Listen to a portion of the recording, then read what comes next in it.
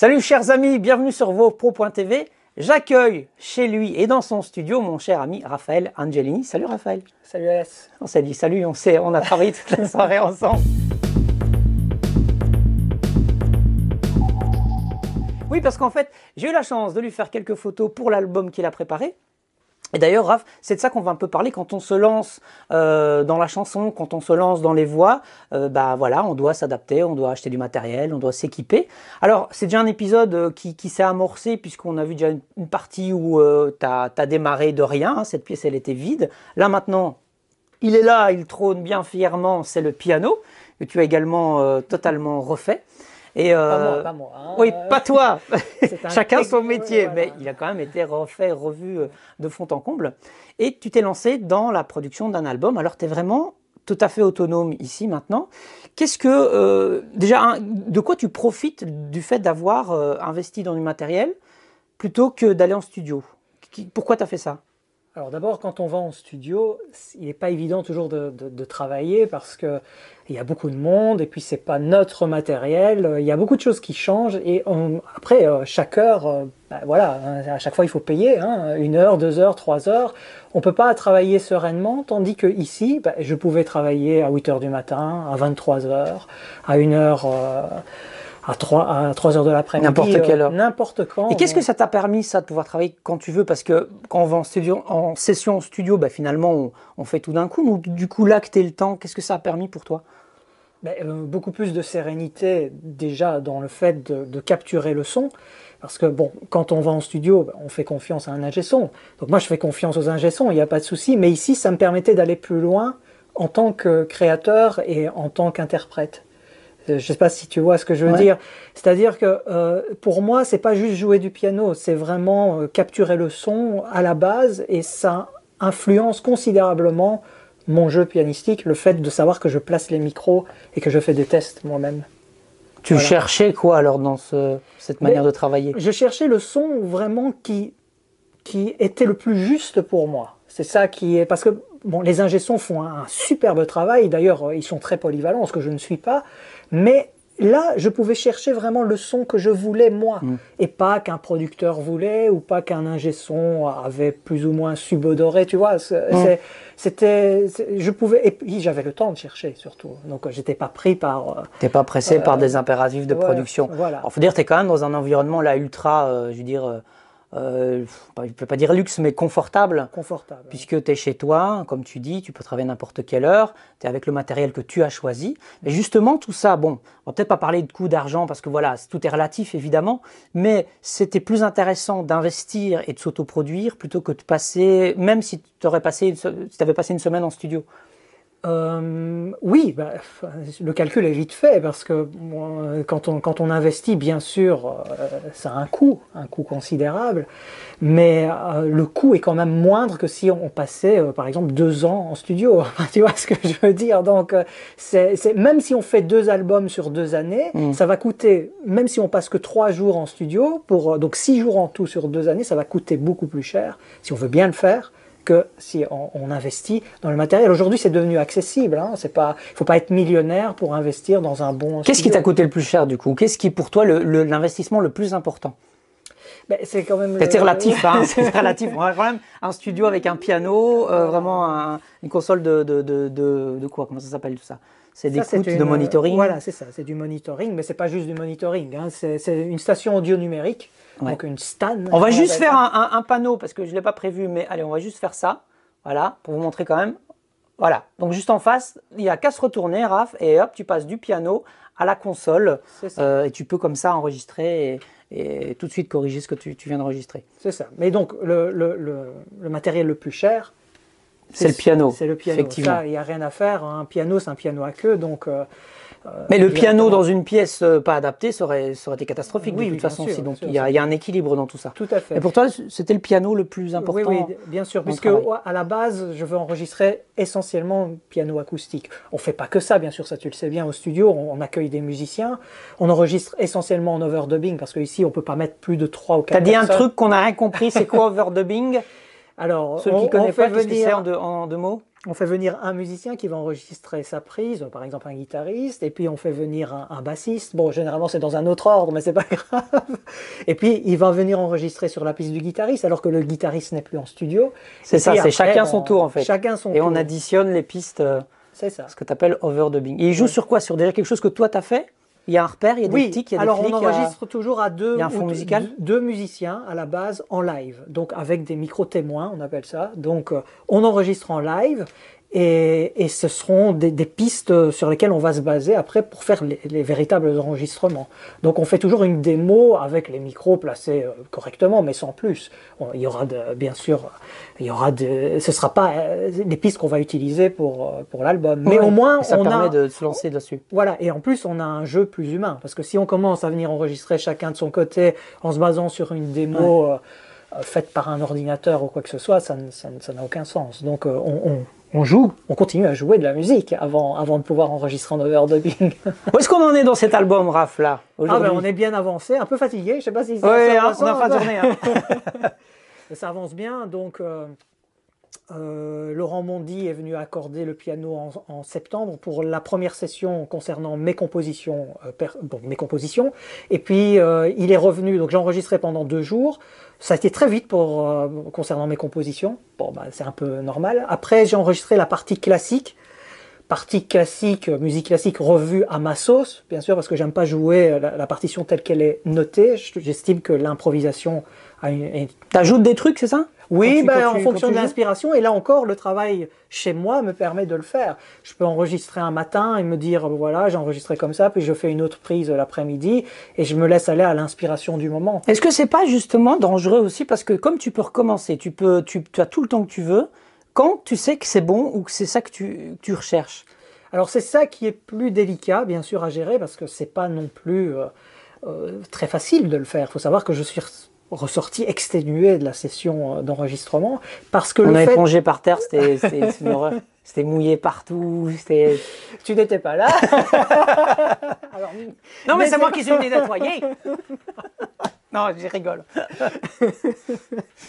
Alors, ce qu'il y a, c'est que le fait de... Pourtant, la distance n'est pas très grande. Oui, mais c'est éreintant de se retourner à chaque fois. Voilà, c'est ça. Tu joues, tu reviens, tu vérifies la prise. C'est surtout l'écoute, c'est la concentration, évidemment. Vraiment. Et donc, c'est pour ça qu'on ne peut pas faire des sessions trop grandes. On fait 1 heure, 2 heures, mais là, encore une fois, comme ça ne tourne pas ici, mais moi, je vais dire, en rapport en studio, tu ferais peut-être 1 ou 2 titres, on va parler en titres, seul. Si on avait 2 musiciens, on ferait sur un morceau peut-être 2 enregistrements avec 2 musiciens différents sur une journée ou une demi-journée, si on travaille assez vite. Donc finalement, c'est logique. Si tu mets plus ou moins de temps, tu dis ça prend du temps et si tu prends sur une semaine le temps de... Mais en studio, si tu avais vraiment le budget pour rester, on peut rester 2 semaines en studio pour faire un album de, disons, 10 pistes. C'est ça. Donc ça nous fait 15 jours, mais sachez que plus ou moins 1 titre par jour, plus ou moins si ça marche bien. Alors, si on a le budget, bien sûr, c'est toujours très intéressant d'aller en studio, mais là encore, il faut avoir confiance dans le studio, dans l'équipe qui travaille avec toi, et ça, c'est pas évident. D'abord, il faut avoir un bon piano, un piano qui te convient tout à fait. Ici, il faut savoir que mon accordeur, Laurent Mondy, a travaillé sur le piano en faisant attention aux suggestions que je lui donnais, et donc il l'a fait très très bien de ce côté-là. Mais j'avais confiance en lui, je le connaissais depuis très très longtemps, et il a vraiment réussi à préparer ce piano de manière formidable. Quand on va enregistrer en studio, on joue sur le piano qui est en studio, mais il n'est pas toujours préparé. Parfois, tu as des mauvaises surprises, souvent des mauvaises surprises. C'est pour ça, en fait, que t'en es venu à faire ça, parce que finalement mettre le budget, etc., c'est super fatigant, et puis c'est frustrant parce qu'on a terminé, on se dit tiens, on aurait pu faire ça, ou le son ne plaît pas tant que ça finalement. Donc tout dépend ce qu'on va faire en studio. On parle de studios aussi qu'on pouvait se permettre de payer, on ne parle pas de studios qui peuvent monter à 2000 euros ou 5000 euros par jour, enfin je vais dire un peu des chiffres comme ça, mais ça peut être énorme, s'il y a la place pour mettre un piano, salle de concert, etc. Voilà, il y en a qui peuvent se payer ce luxe. Il y a des studios adaptés, mais malheureusement, voilà, le piano, ça peut être un peu délicat. Tu sais très bien. C'est pas sur quoi on met les doigts, tandis que là, c'est le tien. Voilà, c'est ça. Mais tu sais bien, on a travaillé notamment avec l'ASBL Promania plusieurs fois en studio.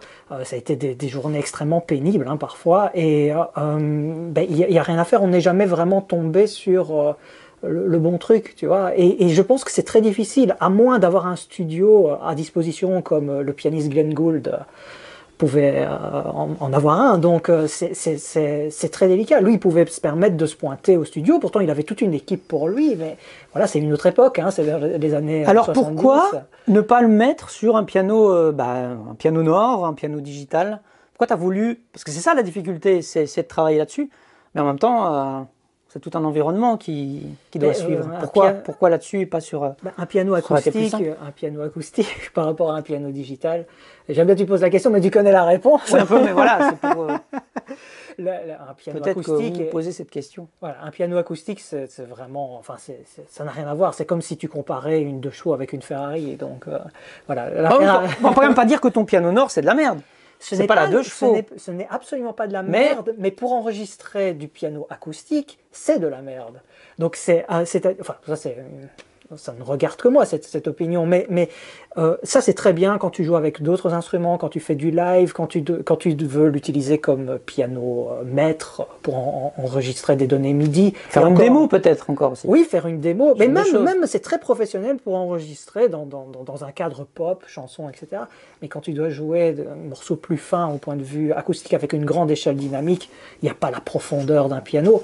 Voilà. Après, même j'estime un bon piano droit, c'est toujours mieux qu'un piano acoustique, qu'un piano digital, pardon. Voilà.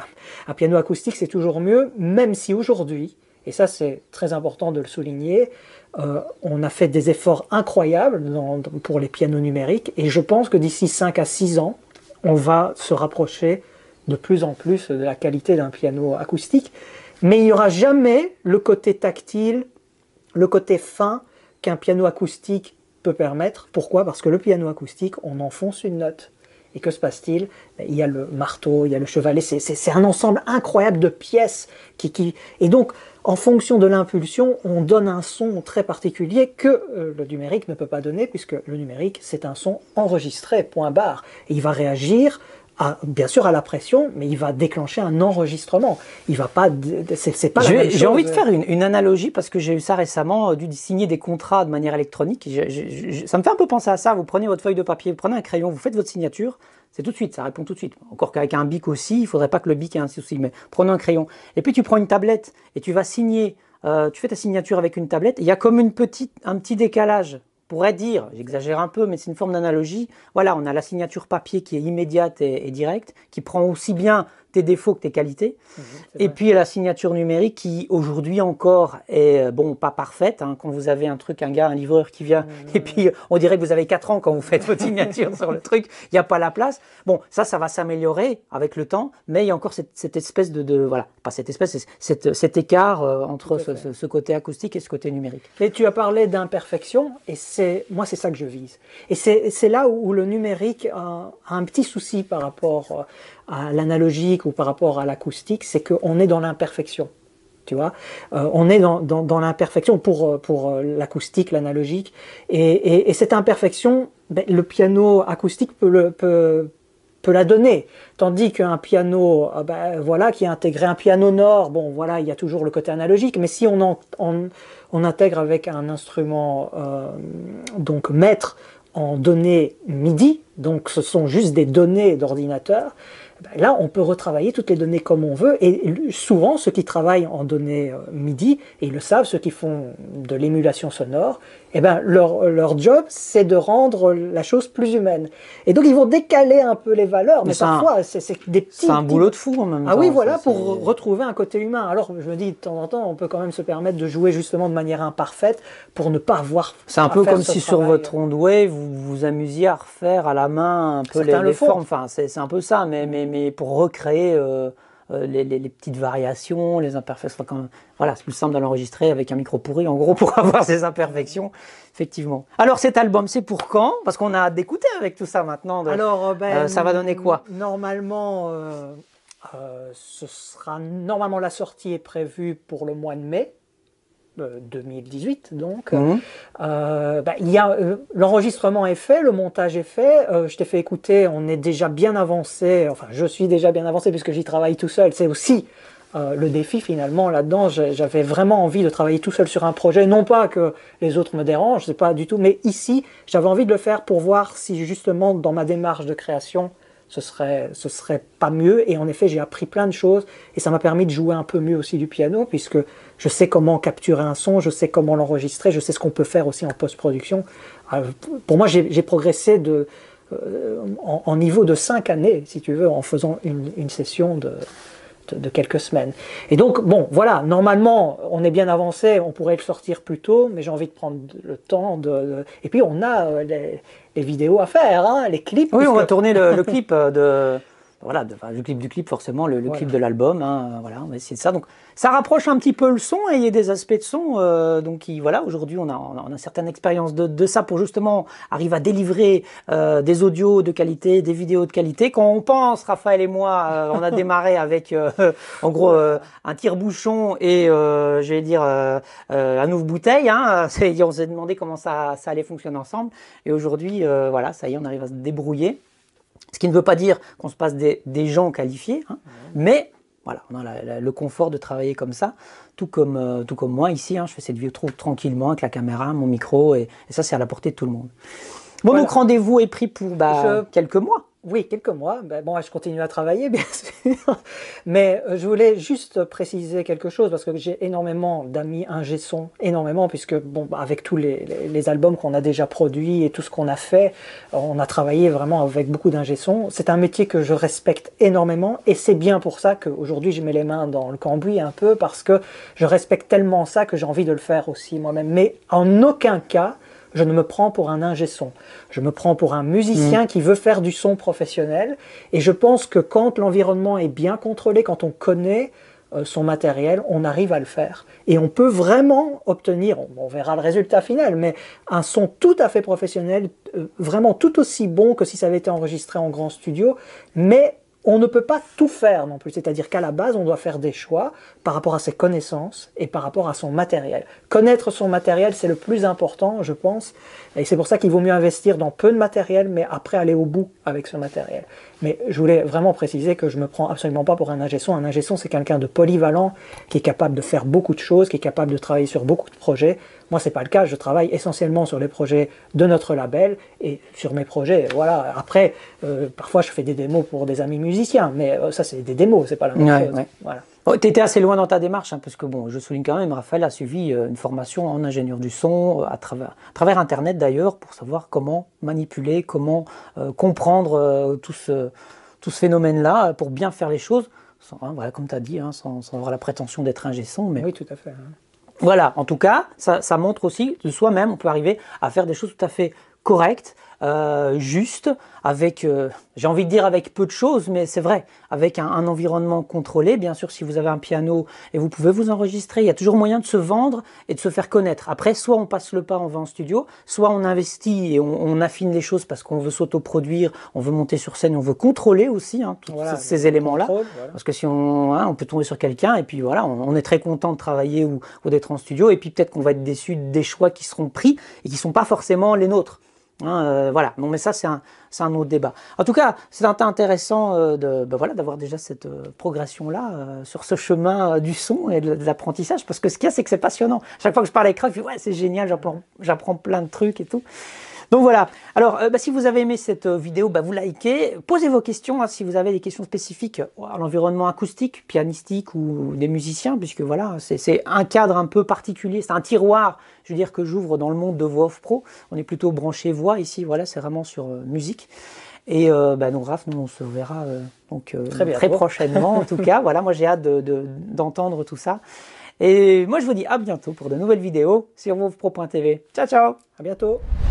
Salut, je sais plus dire chers amis, ça fait Serre Salami. Salut, Serre Salami. Tu disais que c'était moi qui avais vu. Ah, on est des peu bourrés. Moi, je regarde là. Oui, ça va. Allez, 1, 2, 3. Moi aussi, d'ailleurs. C'est bon.